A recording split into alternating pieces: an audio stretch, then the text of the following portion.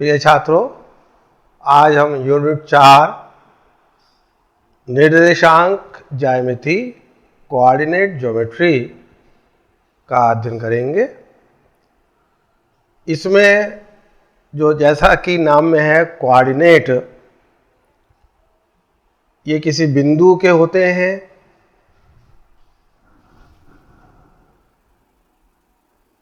यदि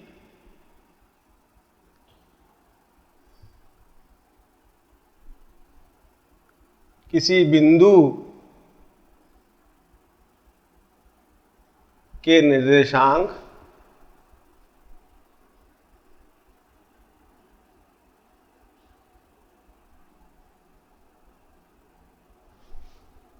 P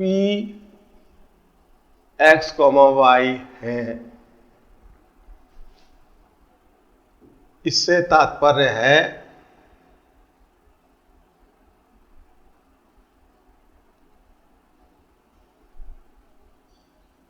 कि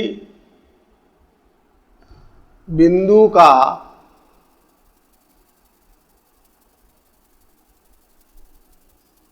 भुज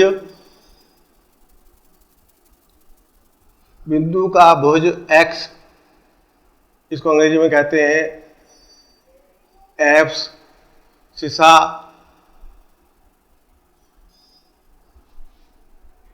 या x निर्देशांक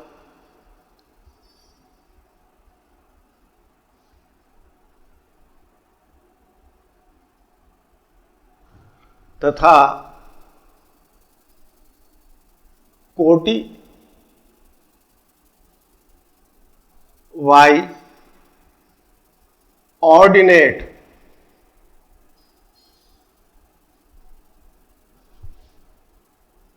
या y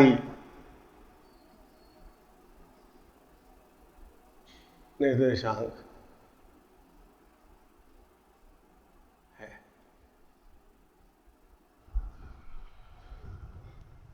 याद रखिए, जब बिंदु के निर्देशांक दिए होते हैं तो पहले भुज लिखा होता है, उसके बाद कोटि आती है। ये याद रखना, दिमाग में बैठाना बहुत आवश्यक है। तो x क्या हो गया? भुज है इसका, इसको x निर्देशांक भी कहते हैं, और y इसकी क्या हो गई? कोटि हो गई, जिसको y निर्देशांक कहते हैं, y निर्देशांक है। अध्ययन को आगे बढ़ाने के लिए हम दो समकोणिक अक्ष लेंगे।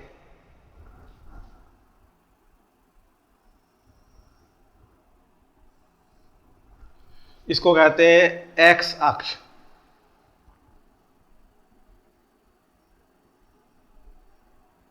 या भुज अक्ष,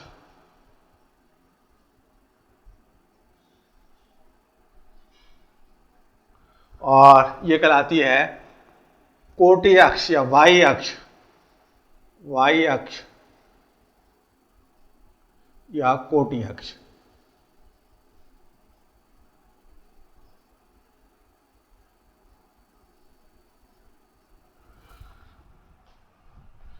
ये इसको पूरे ब्लैक बोर्ड को 4 भागों में बांट रहा है।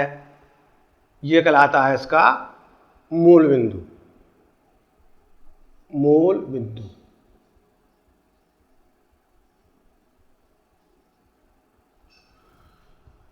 एंटी क्लॉकवाइज चलते हुए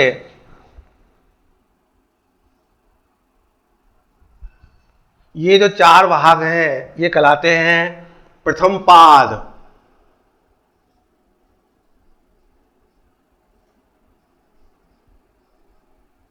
चतुर्थांश भी कहते हैं, चतुर्थांश क्वाड्रेंट, द्वितीय चतुर्थांश, द्वितीय पाद,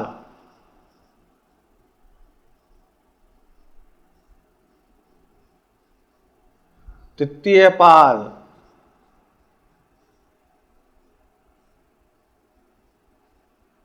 और चतुर्थ।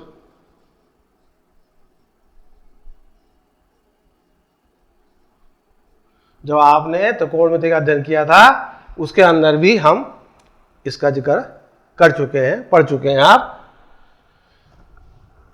इस मूल बिंदु से एक्स अक्ष पर दाईं तरफ की दूरी रहेंगी पॉजिटिव, बाईं तरफ की दूरी रहेंगी नेगेटिव। मूल बिंदु से ऊपर की ओर की दूरी रहेंगी पॉजिटिव और नीचे की ओर दूरी रहेंगी नेगेटिव।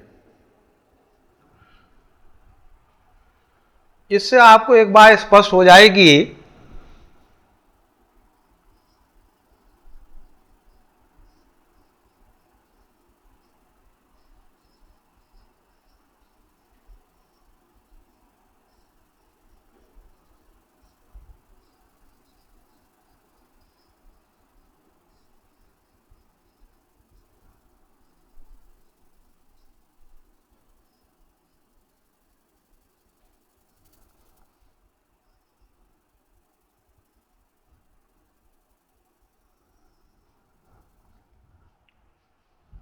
कि प्रथम पाद में अगर कोई बिंदु स्थित है तो x is positive, y is positive, दोनों पॉजिटिव रहेंगे। x is positive, y is positive, तो हम कहेंगे कि ऐसा बिंदु प्रथम पाद में है। प्लस प्लस अगर कोई बिंदु द्वितीय पाद में आ जाता है तो आप देख रहे हैं कि भुज इसकी नेगेटिव है और कोटि इसकी पॉजिटिव है, तो द्वितीय पाद में x is negative, y is positive.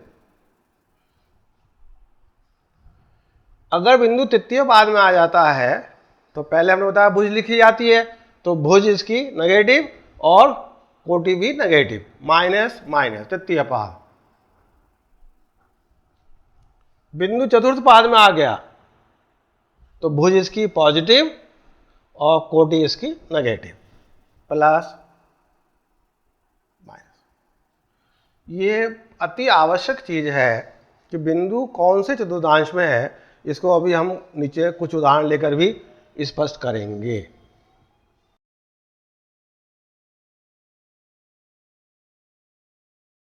अब हम कुछ उदाहरण लेकर ये स्पष्ट करेंगे कि कौन सा बिंदु किस चतुर्थांश में किस पाद में स्थित होगा। उदाहरण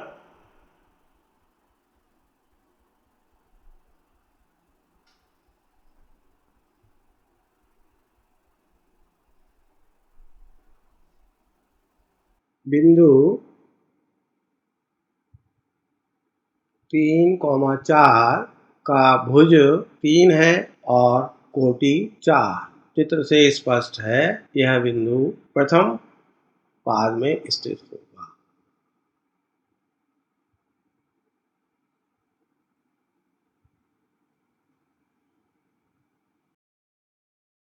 बिंदु -2, -5 में भुज -2 है तथा कोटि -5 है। चित्र से स्पष्ट है कि यह बिंदु तृतीय पाद में होगा। बिंदु 3, -6 का भुज 3 है और कोटि -6 है। चित्र से स्पष्ट है यह बिंदु चतुर्थ पाद में होगा। बिंदु 1, 4 का भुज -1 है और कोटि 4 है। अतः चित्र से स्पष्ट है कि यह बिंदु द्वितीय पाद में होगा।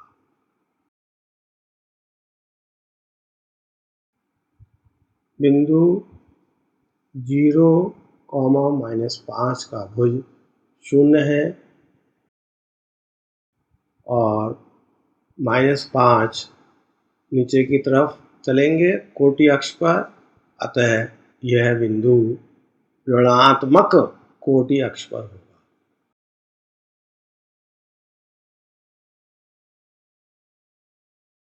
बिंदु 4, 0 का भुज 4 है और कोटि शून्य है, न ऊपर जाएंगे न नीचे जाएंगे, अतः हमारा बिंदु x अक्ष पर ही होगा।